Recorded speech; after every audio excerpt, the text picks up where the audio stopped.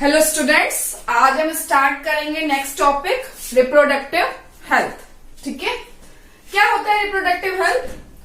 Reproductive health जब हम किसी भी प्यूबर्टी, हम मेल और फीमेल की बात करें, जब वो मेल और फीमेल प्यूबर्टी स्टेज में एंटर करता है तो प्यूबर्टी स्टेज में एक कंडीशन आ जाती है रिप्रोडक्शन की।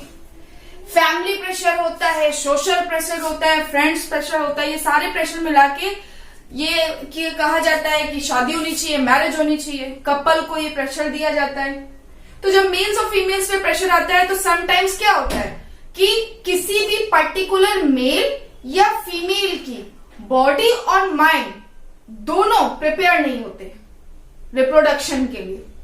तो जब बॉडी और माइंड दोनों प्रिपेयर नहीं होते हैं, आप उस कंडीशन में अगर मेजर रोल प्ले करते हैं रिप्रोडक्शन का, देन ये आप पे एडवर्स इफेक्ट डालता है और इस एडवर्स इफेक्ट की वजह से आपकी बॉडी और माइंड में चेंजेस होते हैं and that causes some diseases. Clear? So females पे जो प्रेगनेंसी एक मेजर पोटेंशियल होता है, वो अगर लीड करना है तो उसके लिए फीमेल की बॉडी और माइंड टोटली प्रिपेयर होना चाहिए। इसीलिए गवर्नमेंट ने एक वेब बना रखा है कि नहीं, इसके बाद इस एज, पर्टिकुलर एज के बाद मैरिज होनी चाहिए। ठीक है, क्यों? क्योंकि उस पर्टिकुलर एज के बाद फीमेल्स की बॉडी और माइंड जो होता है वो प्रिपेयर हो जाता है एक रिस्पॉन्सिबिलिटी को कैरी करने के लिए।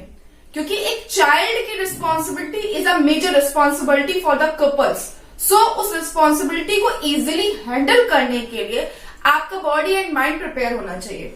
ठीक है, तो हम रिप्रोडक्टिव हेल्थ के बारे में बात करें। रिप्रोडक्टिव हेल्थ के बारे में सबसे पहले अगर बात करें, reproductive health, reproductive health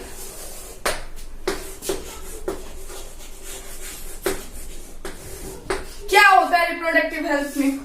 reproductive health में ये होता है कि सबसे पहले अगर हम बात करें तो रिप्रोडक्टिव हेल्थ में आ गया कि एक मेजर रोल होता है, major role of responsibility. Responsibility का एक मेजर रोल होना चाहिए। ठीक।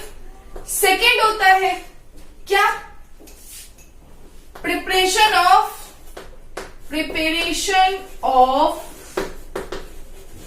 Body and mind. बॉडी और माइंड की प्रिपरेशन होनी चाहिए। एंड द लास्ट क्या होता है कि अगर ये लीडिंग रोल आते हैं तो कुछ बैरियर्स होते हैं। बैरियर्स अब क्या हो गए ये सब? मेजर रोल ऑफ रिस्पॉन्सिबिलिटी, यानी कि एक चाइल्ड की रिस्पॉन्सिबिलिटी हम लेते हैं, that is called major role. ठीक, चाइल्ड की रिस्पॉन्सिबिलिटी। अब अगर आप चाइल्ड की रिस्पॉन्सिबिलिटी लेते हैं और एक वुमेन जो है वो कैपेबल नहीं है, वुमेन जो है वो कैपेबल नहीं है, तो वो क्या कॉज करेगी? Adverse effect. आपकी बॉडी और माइंड में एडवर्स इफेक्ट्स होंगे। क्लियर बन? अगर हम बैरियर्स की बात करें तो मान लीजिए हम सम टाइम डिजायरेबल हैं कि हमें बेबी चाहिए, ये डिजायरेबल है। तो अगर डिजायरेबल है तो उसमें भी फैमिली प्लानिंग होती है कि 1 के बाद हमें बेबी नहीं चाहिए, ठीक, या 2 के बाद नहीं चाहिए। तो डिजायरेबल में कुछ बैरियर्स आएंगे, डिजायरेबल में बैरियर्स आएंगे जो एज अ कॉन्ट्रासेप्शन काम करते हैं। कॉन्ट्रासेप्शन, ठीक।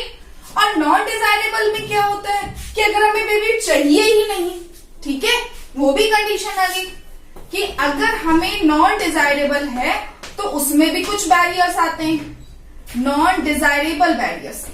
नॉन डिजायरेबल में क्या आएंगे? नॉन डिजायरेबल में आएंगे मैकेनिकल बैरियर्स। मैकेनिकल बैरियर्स, ठीक है, मैकेनिकल बैरियर्स। सो ये एक रिप्रोडक्टिव हेल्थ क्लियर करते हैं कि मेजर रोल ऑफ रिस्पॉन्सिबिलिटी होती है चाइल्ड। अगर चाइल्ड की रिस्पॉन्सिबिलिटी लेती है तो कपल, हम सिर्फ फीमेल की बात नहीं करेंगे, हम यहाँ पूरे कपल की बात कर रहे हैं। मेल को भी बॉडी और माइंड से प्रिपेयर होना चाहिए। तो अगर कपल बॉडी और माइंड से प्रिपेयर है दैट इज ओके, बट अगर नहीं प्रिपेयर है तो उसका एडवर्स इफेक्ट आएगा। उसका एडवर्स इफेक्ट उसकी बॉडी और माइंड में शो होगा, ठीक, वो हाइपर में चला जाएगा। सेकेंड वन, अगर आप कर रहे हो रिप्रोडक्शन, आप रिप्रोडक्टिव हेल्थ में एंटर कर चुके हो, तो आप दो कंडीशन है, एक होती है डिजायरेबल, डिजायरेबल कि आपने 1 बेबी कर लिया उसके बाद आपको बेबी नहीं चाहिए, तो आप उसमें बैरियर्स लगा लीजिए, ठीक है। नॉन डिजायरेबल हो गया ऐसे बैरियर्स जो मैकेनिकल बैरियर्स होते हैं, मतलब आपको कंसीव नहीं करना, lead to the pregnancy role नहीं आएगा, ठीक है, तो वो हो गया नॉन डिजायरेबल। अब हम क्लियर करेंगे कि ये बैरियर्स कैसे होते हैं, कौन कौन से बैरियर्स होते हैं, ठीक है। सो अब हम स्टार्ट करेंगे बैरियर के लिए। सो बैरियर आपके दो मैंने बताया कि पहली बात तो हम आपको बता दें कॉन्ट्रासेप्टिव क्या होता है। कॉन्ट्रासेप्शन मतलब होता है जब हम प्रेगनेंसी को इनहिबिट करते हैं, जब हम प्रेगनेंसी को इनहिबिट करते हैं तो वो कहलाता है कॉन्ट्रासेप्शन। अब कॉन्ट्रासेप्शन में कॉन्ट्रासेप्टिव पिल आपने सुना होगा, कॉन्ट्रासेप्टिव पिल, कॉन्ट्रासेप्टिव पिल्स, ठीक है। सो कॉन्ट्रासेप्टिव पिल्स होती हैं। फिर ये कॉन्ट्रासेप्टिव पिल्स कैसी होती हैं, ये कॉन्ट्रासेप्टिव पिल ओरली होती है, ये ओरली ली जाती है, पूरे फुल मंथ ली जाती है, सिर्फ मेंस्ट्रुअल टाइम छोड़ के, ठीक है। ये कॉन्ट्रासेप्टिव पिल होती है, ये ओरली लाती है, ये ओरली ले ही तो जाती हैं, बट ये क्या करेंगी, ये आपकी बॉडी में जो नेचुरल मेंस्ट्रुअल हो रहा था उसमें ये कॉन्ट्रासेप्ट कर रही है, रोक रही है ना, यानी कि ये ओव्यूलेशन नहीं करती हैं। ये ओव्यूलेशन जो प्रोसेस होती है, ओव्यूलेशन, उसको इनहिबिट करती है, इनहिबिट, क्लियर। अगर ये ओव्यूलेशन इनहिबिट करेंगी तो ओव्यूलेशन तो तभी इनहिबिट होगा ना कि ओव्यूलेशन के लिए जो प्रॉपर्ली आपके हार्मोन्स बन रहे थे वो हार्मोन्स कहीं पे क्या हो जाएंगे, डिप्रेस कंडीशन में हो जाएंगे, और जब वो डिप्रेस कंडीशन में हो जाएंगे तो क्या होगा कि हार्मोनल इम्बैलेंस होगा। हार्मोनल इम्बैलेंस बॉडी में क्या होगा, वो आपके शो करेगा एडवर्स इफेक्ट। तो ये कॉज क्या कर देता है, एडवर्स इफेक्ट में hormonal imbalance, hormonal imbalance, hormonal imbalance, ठीक। और रिजल्ट में क्या आता है आपका, रिजल्ट आता है एडवर्स इफेक्ट, बॉडी में एडवर्स इफेक्ट आता है, ठीक है। अब दूसरा अगर हम कॉन्ट्रासेप्शन की बात करें तो सीयूटीज होती हैं, कॉपर टीज, मल्टी लोड, ठीक, ये भी बैरियर्स होती हैं। कॉपर टीज, मल्टी लोड क्या करती हैं, ये मल्टी लोड कॉपर टी जो होती है ये सर्जिकल लगाई जाती हैं आपकी यूट्रस में, मतलब वेजाइनल पोर्शन से लगाई जाती है स्किन के अंदर, ठीक। ये क्या करती हैं, ये एग और स्पर्म के फ्यूजन को रोकती हैं, ये एग और स्पर्म के फ्यूजन को रोकती हैं। तो जब ये एग और स्पर्म के फ्यूजन को रोकेगी और आपके यूट्रस को जो बिल्कुल नेचुरल था उसमें कुछ भी नहीं था, अब आप सोचिए फॉरेन चीज है ना, फॉरेन मटेरियल हो गया ना, ये फॉरेन मटेरियल जाएगा, हो सकता है कि आपको इरिटेशन कॉज हो, आपको वो सूट ना कर रहा हो, तो उसमें क्या होता है, ये कॉज करती है causing irritation in uterus, irritation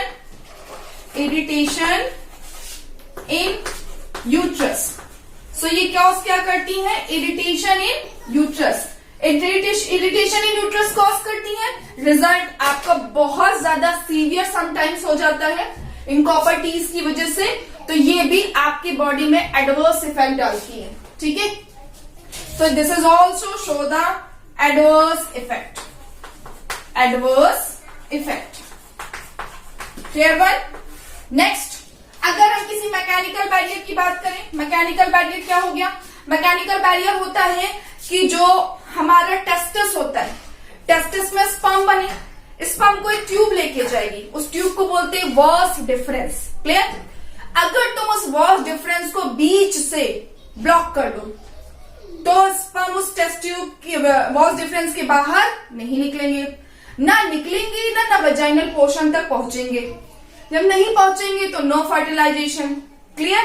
तो क्या करते हैं हम, दो तरह के होते हैं मैकेनिकल बैरियर। मैकेनिकल बैरियर जो हो गए, मैकेनिकल की अगर बात करें, मैकेनिकल तो मेल और फीमेल में दो हो गए।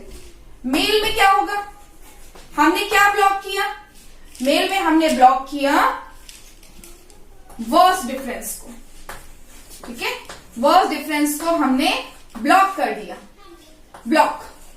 अब हम किसको ब्लॉक कर रहे हैं, वॉस डिफरेंस को। ठीक है, तो इसको वॉस से बोलेंगे vesicotomy. This is called vesicotomy. इस टेक्निक को बोलते हैं वेसिकोटॉमी। करते क्या है, वेसिकोटॉमी में कट लगा देते हैं और कट लगाने के बाद नॉट लगा देते हैं। सो बीच में रुक गया, अब आगे ट्रांसपोर्ट स्पर्म नहीं होगा। ठीक, सो ये मेल्स की बात हो गई। अगर हम फीमेल्स की बात करें तो फीमेल्स में क्या होगा, फीमेल्स में होती है जो फैलोपियन ट्यूब होती है। जो फैलोपियन ट्यूब होती है उसको क्या करते हैं, हम यहाँ पे लिख देते हैं, जो फैलोपियन ट्यूब होती है मेल्स में हमने पढ़ लिया कि मेल्स में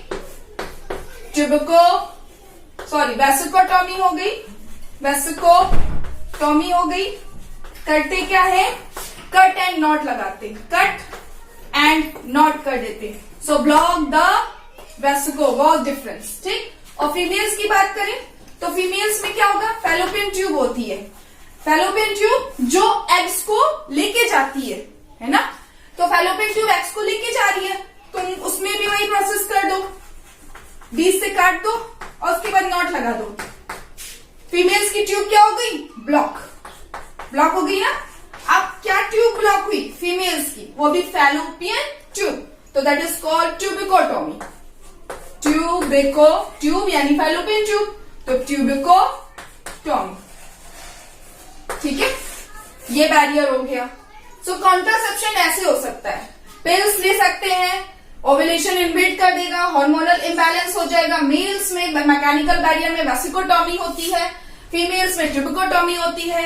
मेल्स में वॉस डिफरेंस को ब्लॉक कर देते हैं, फीमेल्स में फैलोपियन ट्यूब को ब्लॉक कर देते हैं। नो फर्टिलाइजेशन, नो इम्प्लांटेशन, आगे की प्रोसेस ही नहीं होनी है। और क्या होता है, कॉपर टीज लगाते हैं, मल्टी लोड्स लगाते हैं, ये आपकी स्किन के अंदर सर्जिकल फॉर्म में लगाते हैं। तो सर्जिकल ये फॉरेन मटेरियल हो गया जो आपकी बॉडी में गया फॉरेन मटेरियल, तो समटाइम आपको सूट नहीं किया, that is cause irritation in uterus, and irritation will be severe in the future. ये बहुत टाइम क्या होता है कि बहुत सीवियर हो जाता है और उसको हमें निकलवाना पड़ता है। ठीक है, तो ये भी एक एडवर्स इफेक्ट डालता है। तो कॉन्ट्रासेप्शन के लिए गवर्नमेंट भी बोलती है, बट वो कॉन्ट्रासेप्शन के लिए बोलती है जो सेफ एंड सिक्योर हो और जो आपकी रिप्रोडक्टिव हेल्थ पे एडवर्स इफेक्ट न डाले। क्यों, कॉन्ट्रासेप्शन के लिए गवर्नमेंट इसलिए बोलती है कि पॉपुलेशन एक्सप्लोजन न हो। ठीक है, पॉपुलेशन एक्सप्लोजन को रोकने के लिए, पॉपुलेशन ग्रोथ को रोकने के लिए कॉन्ट्रासेप्टिव यूज किए जाए, but safe and secure method से। ठीक है, और ये भी मेथड सेफ एंड सिक्योर होते हैं, बट समटाइम्स, अब जैसे ये जो कॉपर टीज मल्टी लोड होती है, ये लॉन्गर टाइम के लिए होती है, 3 years 5 years तक। अगर आप कोई भी प्रेगनेंसी कंसीव नहीं करना चाहते तो कॉपर टी और मल्टी लोड्स लेते, बट अगर शॉर्ट टाइम के लिए चाहिए तो ओरली पिल्स ली जाती है। ठीक है, तो ये टाइम ड्यूरेशन के हिसाब से कॉन्ट्रासेप्शंस यूज होते हैं, और इन कॉन्ट्रासेप्शंस को यूज करने से बेटर है, अगर आपको कॉन्ट्रासेप्शन यूज करना है तो वो नेचुरल कॉन्ट्रासेप्शन यूज कीजिए। और नेचुरल कॉन्ट्रासेप्शन में आता है पीरियड अब्सिटेंस। पीरियड अब्सिटेंस क्या होता है, पीरियड अब्सिटेंस होता है जब कोई भी अगर मेंस्ट्रुअल स्टार्ट हुआ है तो उसके 5 days बिफोर या 5 days आफ्टर अगर आप कोई भी कॉपुलेशन प्रोसेस नहीं होती है तो उस कॉपुलेशन प्रोसेस को इनहिबिट करिए, और दैट क्या होगा कि कोई भी प्रेगनेंसी टू लीड कंसीव में नहीं आएगी। ठीक है, सो ये दो तरह के कॉन्ट्रासेप्शन होते हैं, एक तो होते हैं जो एडवर्स इफेक्ट डालते हैं और एक होते हैं नेचुरल। तो सेफ एंड सिक्योर होता है नेचुरली कॉन्ट्रासेप्शन। तो ये आपका टॉपिक क्लियर हो गया, आपका ह्यूमन रिप्रोडक्शन में टॉपिक था रिप्रोडक्टिव हेल्थ। ठीक है, ये टॉपिक यहाँ पे क्लियर हो गया। अब नेक्स्ट टॉपिक जो हमारा बचा है वो बचा है एसेक्सुअल रिप्रोडक्शन एंड फ्लावर में एक टॉपिक बचा है सीड जर्मिनेशन, ठीक है, और फ्रूट डेवलपमेंट। तो ये 2 टॉपिक्स बचे हैं, उसके बाद ये चैप्टर ऑल ओवर फिनिश हो जाएगा, ठीक है। तो अब हम नेक्स्ट टॉपिक स्टार्ट करेंगे एसेक्सुअल रिप्रोडक्शन, जो आपको नेक्स्ट वीडियो में मिलेगा। और अगर इस टॉपिक से रिलेटेड कोई भी क्वेश्चन और क्वेरीज होती है तो आप वो मुझे बाय कमेंट करके पूछ सकते हैं, ठीक है। और इस जो भी ये पिक्चर्स हैं, आप अगर पिक्टोरियल बताते हैं रिप्रोडक्टिव हेल्थ को, मेरा मानना है कि अगर आप किसी भी चीज को इस तरह पिक्टोरियल बताएंगे तो वो ज्यादा इजीली एक्सप्लेन भी हो जाता है और आपके माइंड में सेटअप भी हो जाता है। Rather than theory, rather than sentence, आप पिक्टोरियल यूज कीजिए, वो आपको फिक्स एंड एकदम एक्यूरेट थ्योरी देगा। क्लियर? तो बस आज के लिए इतना ही, ठीक है।